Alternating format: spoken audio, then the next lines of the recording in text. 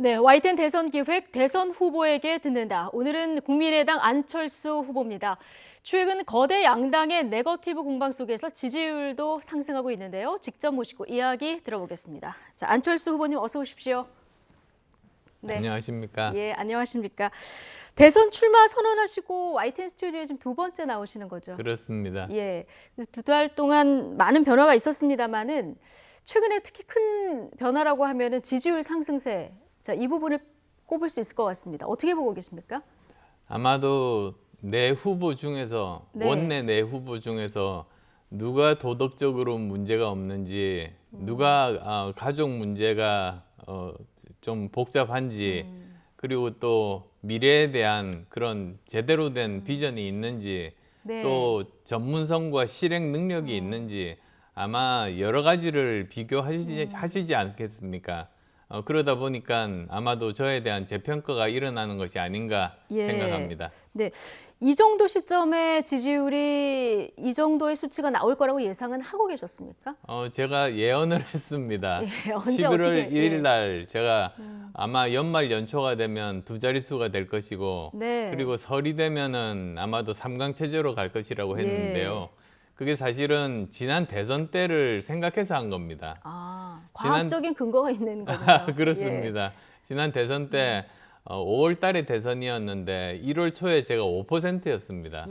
항상 제가 5% 정도에서 시작합니다. 시작은, 그리고 2월 달도 계속 한 자릿수이다가 3월 초가 돼서 처음으로 10%가 됐습니다. 두 달 전이죠. 그런데 이번에는 3월 달에 대선이 열리니까 1월 초가 두 달 전 아닙니까? 그래서 아마도 그때가 되면 아마도 두 자릿수가 될 것이다. 정확하게 맞췄는데요. 저도 그래서 한번 생각을 해봤어요. 왜 그럴까? 아마 이런 것 같습니다. 보통 양당의 적극적인 지지자분들은 처음부터 지지 의사를 표명하니까 그대로 지지율이 나옵니다. 그런데 저같이 중도층 지지자분들은 어느 당이 이기는가가 중요한 게 아니지 않습니까? 누가 더 좋은 대한민국을 만들 수 있는가? 누가 더 내 삶을 잘 만들 수 있는 사람인가? 그걸 판단하고 평가하는 겁니다. 거기에 시간이 걸리다가 두 달 전부터 서서히 마음을 정하시는 것 같습니다. 그래서 아마 앞으로도 더 계속 오르지 않을까 예상합니다. 실제로 현장을 좀 돌아다니시면서 유권자들이나 지지자들 반응도 좀 달라졌습니까? 현장은 더 뜨겁습니다. 현장은 더 뜨겁습니까? 아마도 그 뜨거운 현장이 그 여론조사에 이제 조금씩 늦게나마 반영이 될 겁니다. 네, 조금씩 더 반영이 될 것이다. 네, 앞서 이제 도덕성 부분에서 이제 상대적인 평가를 받고 있다. 이런 취지의 말씀도 해주셨는데 일각에서는 지금 지지율 상승이 윤석열 후보의 지지율이 빠지면서 생긴 반사이익이다 이런 분석도 있거든요. 최근에 국민의힘 갈등이 봉합되면서 윤석열 후보 지지율이 다시 좀 상승하고 있고 후보님 지지율이 조금 더 빠지는 이런 현상도 조금 나타나고 있어요. 오늘 나온 전국 지표조사에서도 지난주보다 이제 후보님 지지율이 2%포인트 정도 빠졌더라고요. 어떻게 보십니까? 반대도 있습니다. 오히려 윤 후보도 오르고 저는 더 많이 오르고 이런 것도 있습니다. 사실 이런 여론조사라는 것이 어느 정도 오차 범위 내에서 움직이지 않습니까? 그래서 큰 의미를 사실은 둘 만한 그런 큰 변화가 아닌데도 어쨌든 지금 보면은 전체적으로 그 후보의 역량에 따라서 객관적으로 판단하시는 것이 아닌가 그렇게 생각합니다. 예, 알겠습니다. 지금까지는 몸풀기 질문이었고요. 이제 본격적인 질문 드리기 위해서 저희가 안철수 후보님 관련한 키워드 3가지를 뽑아봤습니다. 첫 번째 키워드 먼저 보여주실까요? 네. 첫 번째 키워드는 안일화. 자, 이 단어입니다. 안철수 후보로의 단일화를 줄인 말인데 이 용어는 지지자들이 만들어주신 겁니까? 아니면 직접 만드신 겁니까? 지지자들이 제가 유튜브 라이브를 항상 밤 8시에 합니다. 밤 8시에? 네, 그때 만든 용어입니다. 그러니까 안철수로 단일화가 된다면 압도적인 정권 교체가 가능하다. 사실 그런 말인데요. 일리가 있는 것이 여러 여론조사를 보면 이재명 후보와 저와 1대1로 이렇게 대결을 하면 저는 오차 범위를 넘어서 엄청나게 많이 이깁니다. 네. 심지어 할 수 없이 민주당 지지자여서 이재명 후보를 지지하던 분들까지도 국민의힘은 지지하지 못하지만 저를 지지해서 이재명 후보의 지지층을 가지고 오는 그런 효과까지 있습니다. 네. 그런데 윤석열 후보 같은 경우는 거의 막상막합니다. 같을 때도 있고 뭐 조금 이기거나 조금 떨어질 때도 있는데요. 예. 사실 그러면 위험한 것이 여당은 수단이 많습니다. 네. 여당은 돈을 쓸 수도 있고 그리고 많은 정보들이 있어서 만약에 지금 여론조사가 박빙이라고 하면 실제 선거에서는 질 확률이 높은 것이죠. 네. 자, 근데 안철수 후보로 단일화해야 여당의 후보를 더 너끈히 이길 수 있다. 자, 이런 지금 얘기를 해주셨는데, 근데 이제 과거 여러 가지 경험으로 돌이켜 보면 서울시장 그 선거 때도 마찬가지고요. 이 거대 정당의 벽을 넘는 게 좀 쉽지는 않아 보이거든요. 그래도 이번 같은 경우는 생각을 해보시면 저는 1대1로 네. 이길 수가 있습니다만 어차피 지금 현재 여당, 야당, 제1야당과 여당의 그런 네. 구도로 네. 보면 어차피 질 것 아닙니까? 그러니까 네. 그렇게 2자 구다나 3자 구다나 질 것은 마찬가지니까 뭐 별로 다른 차이가 없다고 생각합니다. 아, 그렇습니까? 그래도 이제 마지막에 초박빙 구도가 됐을 때는 그 지지자들 사이에서는 단일화 요구 목소리가 나올 수도 있는데요. 근데 정권 교체는 지금 국민의힘 윤석열 후보나 안철수 후보님도 같은 그 얘기를 하고 계시지 않습니까? 네, 그렇습니다. 그런데 예. 약간은 다릅니다. 네. 저는 정권 교체 이후까지 생각합니다. 사실 정권 교체도 중요합니다만 정권 교체 이후에 더 좋은 대한민국을 만들 수 있느냐가 정말 핵심 아니겠습니까? 네.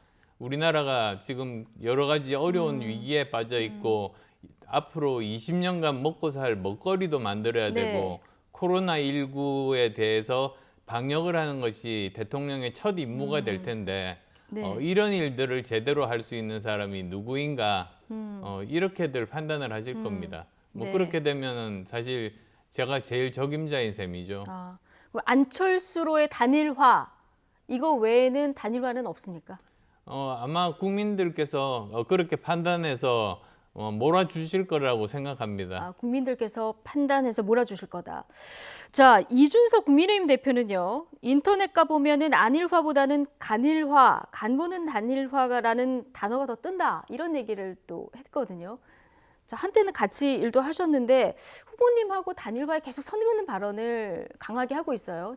어떻게 그러니까 생각하십니까? 사실 정치권에서 보면 별로 신경 쓸 필요가 없으면 발언을 하지 않습니다. 아, 그 발언의 강도나 그 빈도가 위협의 그 강도와 비례합니다. 네. 그만큼 제가 점점 더 위협적이다. 이제 그 표시입니다. 네. 위협적이기 때문에 이런 발언들이 계속 나오는 것이다. 네, 그렇습니다. 예. 자, 윤석열 후보를 제치고 민주당 이재명 후보와 맞붙겠다 이렇게 말씀하셨는데 그러면 이제 윤석열 후보를 이겨야 되지 않겠습니까? 지지율, 여론조사 지지율에서 크로스되는 시점은 언제쯤으로 그럼 예상하고 계십니까? 글쎄요, 크로스가 뭐 어떤 의미가 있을지는 사실은 잘 모르겠습니다. 왜 그러냐면 어쨌든 이제 막판으로 갈수록 누가 이재명 후보와 이길 수 있는 야권 후보냐에 관심이 집중이 되고 국민들의 표가 한쪽으로 몰릴 겁니다. 예. 그렇게 되면 거기서 자연스럽게 정리가 되지 않겠습니까? 알겠습니다. 자, 이 대선판의 마지막 변수가 될 수도 있는 가장 큰 어떤 이벤트인데 토론 이야기를 좀 해보겠습니다. 쌍특검 하라 그랬더니 토론 담합을 했다. 최근에 이런 얘기를 하셨는데 지금 설 직전인 31일 혹은 30일 날짜가 대략 이제 두 날짜 중에 하나로 정해질 것 같고요.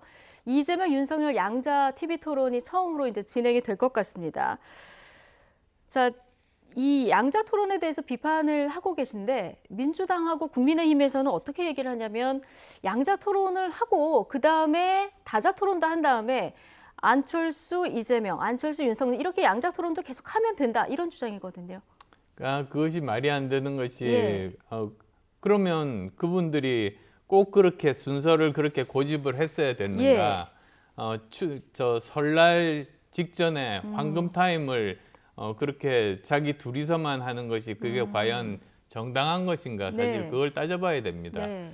사실 국민의 알 권리 충족에 따르면 제일 처음 하는 대선 토론이니까 아무래도 국민의 관심이 많아지고 설 연휴면은 더 많아질 것 아니겠습니까? 정말로 중요한 시기에 두 사람만 한다는 것 자체가 국민의 알 권리를 충족시키지 못하는 불공정한 것이고요. 예. 그 다음에 또 보면 마치 독과점 하는 기업이 값을 올려가지고 소비자가 피해를 보듯이 이렇게 독과점 정당들이 결국 국민에게 피해를 주는 것 아니겠습니까? 네. 그 다음에 또 보면 혐오감 1위 후보, 혐오감 2위 후보가 지금 토론을 하는 셈이니까 사실 이건 혐오감 토론이죠. 근데 왜 이렇게 할까 생각해 보면 네. 아마도 두 사람 다 제가 제일 그 어려운 상대라고 생각하는 것 같습니다. 두 후보 모두 안철수 후보가 제일 어려운 상대라는 판단 때문에 양자 토론을 먼저 하는 것 같다. 그래서 이재명 후보 같은 경우는 저하고 1대1로 싸우면 질 것이 뻔하니까 좀 피하고 싶어 하고 네. 그다음에 또 윤석열 후보 같은 경우도 저와 이제 야권 후보로서 누가 대표성이 있는지에 대해서 부담을 가질 것 아니겠습니까? 그런 면에서 두 사람의 그 이해관계가 맞아 떨어진 겁니다. 예. 어쨌든 설 전이고 첫 번째 토론이라는 중요성을 감안할 때 두 후보만 하는 거는 불공정하다. 자, 이렇게 보고 계시는 건데 오늘 이태규 본부장이 이런 얘기를 했습니다. 지상파 두 곳에서 사자 토론을 준비하던 중이었는데 이제 여당과 제1야당이 외압을 가했는지 밝혀야 된다. 이게 중간에서 무산된 부분에 대해서. 자, 이 관련해서 어떻게 파악을 하고 계십니까, 후보님은? 저희가 사실 그 두 공영 방송사에서 사자 토론 제안을 받았습니다. 네, 설 전입니까? 저 12월에 SBS에서 받았고요. 또 1월 달에 다른 곳에서 아마 KBS일 겁니다. 네네. 거기서도 받았습니다. 그래서 저희는 둘 다 하겠다고 한 겁니다. 근데 갑자기 어느 날 뭐 저희가 수용했음에도 불구하고 양자 토론 그렇게 거대 기득권 양자들만 참여하는 토론을 하겠다 이렇게 뭐랄까요 일방적으로 통보를 받았습니다. 그래서 좀 이거는 뭐 외압이 있었다 후보님도 이렇게 생각하시는 겁니까? 예, 외압이 없으면 어떻게 이런 방송사가 공영 방송사가 이런 공영의 취지에 맞지 않는 그런 결정을 하겠습니까? 알겠습니다. 방송금지 가처분 신청을 내셔서 아마 24일쯤에 심리가 열릴 것 같은데 이게 공식 법정 토론이 아니다 보니까 기각 결정이 내려질 수도 있습니다. 만약에 기각 결정이 내려지면 그 이후에는 어떻게 대응하실 계획이십니까? 저희가 할 수 있는 방법은 그 정도와 같은 시간을 저희가 요구할 수가 있죠. 옛날에도 그런 선례가 있으니까요. 그래서 만약에 두 사람이 2시간 토론을 했다고 하면 아마도 저한테 1시간, 저 심상정 후보한테 1시간 정도 그렇게 패널들과 이야기할 수 있는 그 정도 시간들 할애를 해주지 않을까 싶은데 그것도 사실은 불공정한 거죠. 토론이라기보다는 어떤 패널과의 대화, 방송 출연 이런 걸로 좀 대체할 수는 있다 이렇게 생각을 하시는 겁니까? 근데 그것 역시 해결 방법은 아닙니다. 굉장히 불공정한 거죠. 알겠습니다. 근데 사실 지난 대선에서 죄송한 질문입니다만은 안 후보님께서 TV 토론에서 오히려 점수가 깎였다 이런 분석들도 많이 나오거든요. 이번에는 토론에 좀 자신이 있으십니까? 예, 저는 자신 있다고 말씀드리는 게 사실 많은 분들이 잘못 알고 계시는 부분이 있습니다. 그때 한참 거의 1위, 2위가 거의 비슷해졌을 때가 있었습니다. 저하고 문재인 후보하고. 그런데 바로 그날부터 드루킹이 가동이 됐습니다.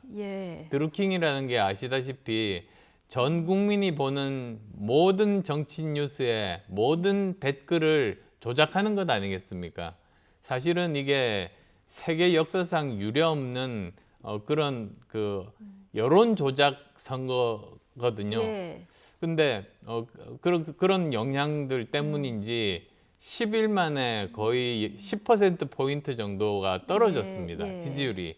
이미 차이가 많이 벌어진 상황에서 그때 제가 거기에 대해서 문제 제기를 한 겁니다. 예. 그러니까 제가 문제 제기를 해서 여론이 떨어진 것이 아니고 떨어진 이 여론에 대한 문제 제기를 한 것인데요. 그러니까 지지율 하락의 변곡점이 제가 MB 아바타입니까? 이 발언 때문은 아니다 이렇게 보고 계시는 거군요. 네, 그렇습니다. 그런데 뭐 그 부분도 제가 감정 표현을 제대로 참 잘 못했구나. 네. 그런 후회가 있습니다. 후회는 있다. 네. 다시 돌아가면 그 발언은 안 할 생각이십니까? 좀 더 연기력을 발휘해서 잘해야죠. 연기력을 발휘해서 잘했어야 됐다. 알겠습니다. 첫 번째 아니라 키워드 관련한 질문들 제가 드려봤고요. 그리고 두 번째 키워드로 넘어가겠습니다. 주제어 보여주실까요? 네, 두 번째 키워드는 555입니다. 자, 이 5 공약, 대선 출사표를 던지신 날 제시한 공약인데요. 자, 간략하게 좀 소개를 해주실까요? 우선 초격차 기술에 대한 말씀을 좀 드려야 될 것 같아요.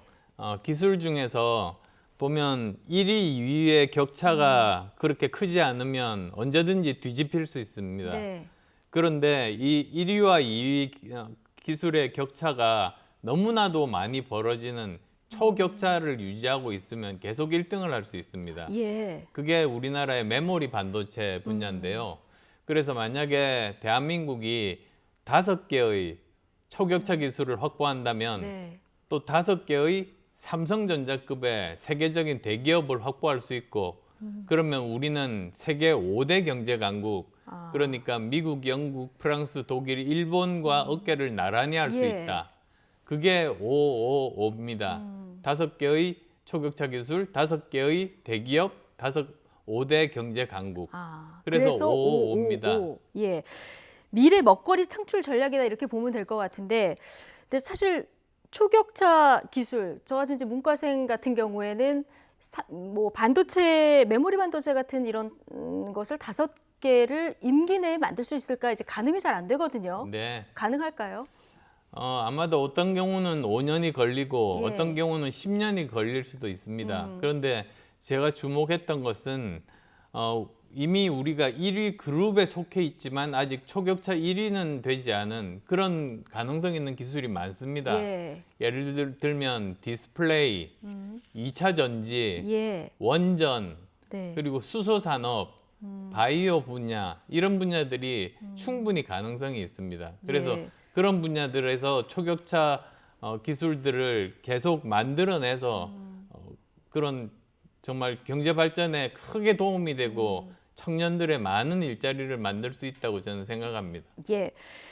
자, 이 외에도 눈에 띄는 공약이 좀 있는데 대표적인 게 이제 연금 개혁.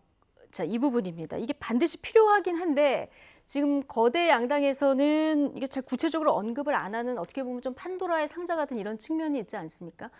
자, 연금 개혁에 대해서 안 후보님께서는 어떻게 하실 계획이십니까? 우선 국민연금 개혁은 정말로 시급합니다. 왜 그러냐면 2055년이 되면 국민연금이 고갈이 됩니다. 네. 그 무슨 말이냐면 지금 1990년생이 평생 국민연금을 납입하고 나서 은퇴할 때가 되면 못 받는 거죠. 국가에서 줄 돈이 예. 한 푼도 없는 겁니다. 그리고 또 더 나아가서 2088년이 되면 예. 이 국민연금의 누적 적자가 1경 7천조 원이 됩니다. 네. 저는 경이라는 숫자는 처음 들어봤습니다. 그러니까 지속 가능하지 않은 거죠. 예. 이 구조를 바꾸지 않으면 이 부담은 모두 다 우리 아이들 미래 세대에 전가가 되니까 반드시 개혁을 해야 됩니다. 근데 어떻게 개혁을 해야 될까요? 그러니까 가까운 일본만 하더라도 사실 100년 추계를 합니다. 예. 100년 후에 자손들도 안심하고 국민연금을 받을 수 있도록 그렇게 합니다. 네. 그래서 지금까지 사실은 지금 그 보험료율을 조금 더 높인다든지 아니면 지금 65세를 조금 더 늦춰서 나중에 지급을 한다든지 여러 가지 방법들은 예. 사실은 있습니다만 제가 구체적인 방법을 제시하지 않은 것은 예. 그것은 국민적인 공론화에 붙여가지고 국민들이 합의를 해야만 가능한 내용이기 때문에 그렇습니다. 그렇지만 분명한 것은 국민연금 개혁을 하지 않으면 우리나라는 더 이상 지속 가능하지 않은 나라가 된다. 그 말씀 드리고 싶습니다. 예, 조금 더 많이 내거나 조금 늦게 내거나 그러나 구체적인 방법은 공론화에 붙여서 결정할 일이다. 이렇게 이제 네, 그렇습니다. 예, 얘기를 해주셨고요. 지금 민주당 이재명 후보와 국민의힘 윤석열 후보를 향해서는 양쪽 다 이제 포퓰리즘이다 이런 비판을 하고 계십니다. 근데 병사 월급 뭐 200만 원대라든가 1월 추경에 대해서도 이제 비판을 많이 내놓으셨는데 어느 정도는 좀 개선이 필요한 부분도 있지 않을까요? 그러니까 우선 뭐 병사 월급 올리는 거는 좋습니다만 지금 현재 병사 월급이 200만 원이 되면 저 보면 부사관 있지 않습니까? 상사, 중사, 상사. 그분들의 월급보다 더 많아집니다. 그렇게 되면 이렇게 역진이 되면 안 되는 것 아닙니까? 그럼 이제 그분들도 올려야 되고 그럼 또 장교들, 장성들도 올려야 됩니다. 그게 연간 10조 원 정도가 됩니다. 최소한. 그 정도 우리가 지금 쓸 수 있는 국방 자원이 많지가 않습니다.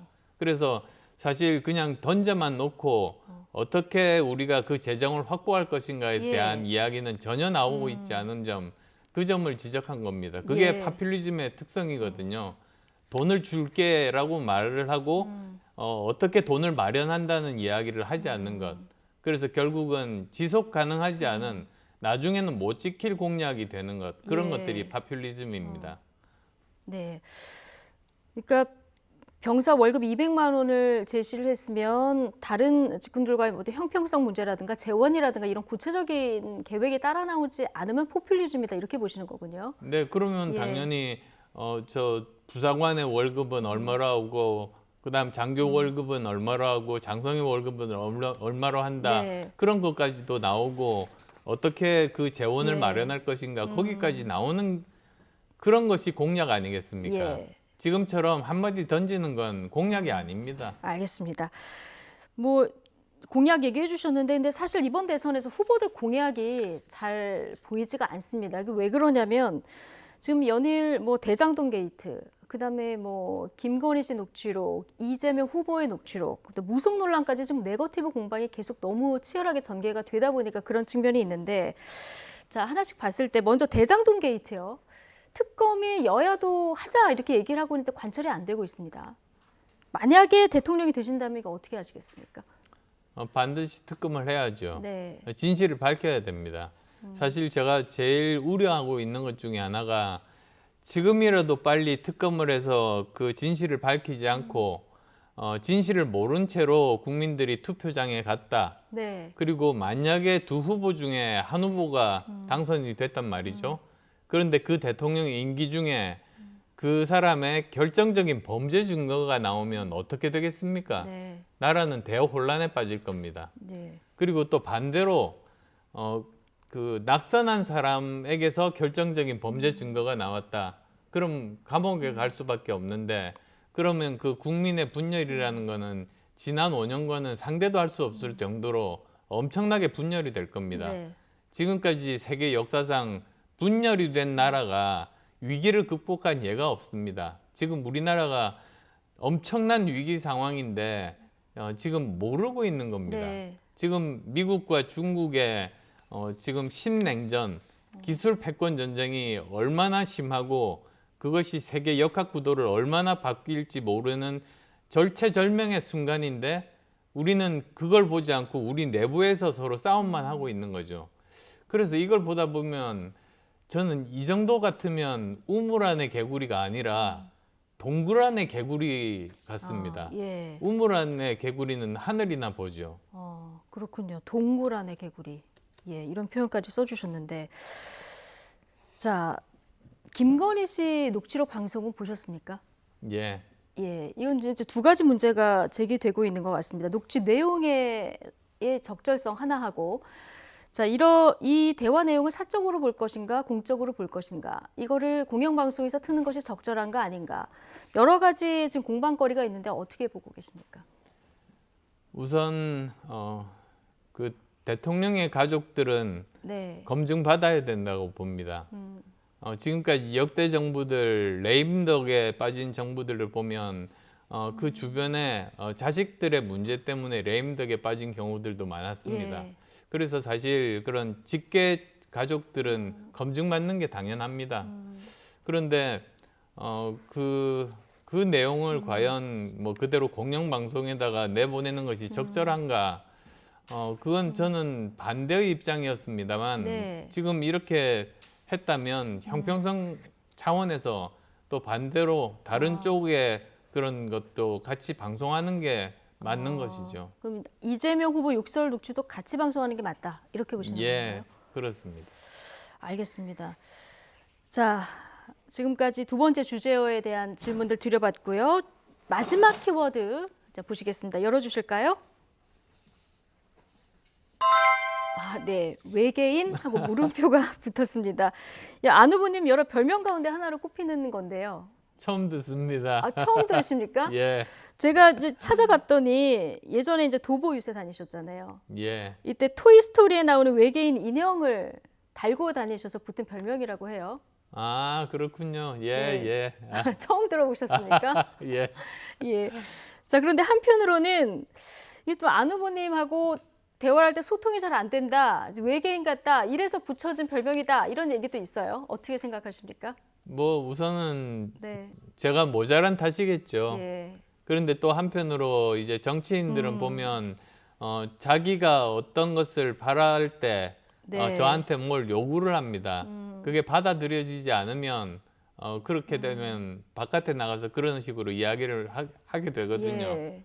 예, 아마 그런 경우가 아닌가 싶습니다. 뭔가 요구 사항이 있었는데 잘 안 받아들여졌기 때문에 예. 이런 소통이 잘 안 된다 이런 평가들을 내놓는다. 예, 근데 주변에서. 사실은 저는 예. 지금까지 10년 동안 예. 거대 정당 바깥에서 있었습니다. 어떤 분이 그러시더라고요. 거대 정당 바깥에서 10년째 살아있는 사람은 대한민국 70년 역사상 제가 유일하답니다. 예. 근데 문제는 뭐냐면 저와 뜻을 함께하는 사람들이 많이 있는데 네. 선거 때가 되면 그 당선 확률이 떨어지지 않습니까? 예. 그러다 보면 거대 양당으로 이렇게 가는 겁니다. 그리고 거기서 이제 존재감 부각을 위해서 네. 없는 소리 있는 소리 뭐 저에 대한 평가들을 하면서 그 당내에서 존재감을 입증받으려고 노력을 하는 거죠. 예. 근데 제가 그 말에 대해서 한 번도 섭섭하다거나 어떤 평을 한 적이 없습니다. 왜 그러냐면 예.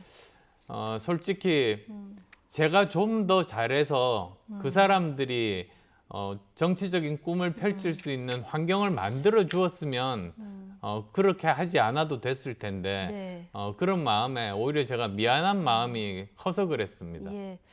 그런 정치적 환경을 못 만들어준 데 대한 그 미안함이 좀 있다라는 네, 그렇습니다. 말씀을 해주셨는데, 워낙 어려운 길입니다. 예, 그렇죠. 근데 이제 상대 진영에서 이제 안 후보님에 대해서 평가를 할 때 공격하는 지점 중에 하나가 주변에 사람들이 모여있다 자주 떠난다 이 얘기를 많이 하거든요. 이게 리더로서 어떻게 보면 중요한 자질이기도 한데요. 자, 이 평가에 대해서는 어떻게 생각하십니까? 네, 그게 바로 거대 양당이 아니다 보니까 선거 때가 되면 네. 떠나는 겁니다. 그것 때문에 그렇고요. 근데 예. 지금 현재 정당 하나를 이루고 있을 정도로 더 많은 사람들이 네. 제 옆에 있습니다. 지금도 예. 있습니다. 네. 그래서 저는 그 사람들이 더 고맙습니다. 더 고맙다. 최근에 서강대 최진석 교수 상임선대위원장으로 영입을 하셨고요. 지금 국민의힘 비대위원장 지낸 분이죠. 임명진 목사도 지금 지지 선언을 하셨거든요. 앞으로 이렇게 지지 선언하는 분들이 더 많이 늘어날 거다 네, 이렇게 계속 예상하십니까? 될 겁니다. 예, 알겠습니다. 자, 이제 48일 남았더라고요. 네, 마지막으로 남은 기간 임하는 각오 마지막으로 듣겠습니다. 가장 중요한 세 가지 점을 좀 말씀드리고 싶습니다. 사실 여러 후보가 있습니다만 저만 회사를 만들고 돈을 벌어보고 직원에게 월급 줘본 사람입니다. 네. 세금 가지고 나눠주기만 하는 사람과는 전혀 다르죠. 그러니까 저는 국고를 바닥낼 사람이 아니라 국고를 채울 수 있는 사람이라는 말씀 드리고 싶고요. 예.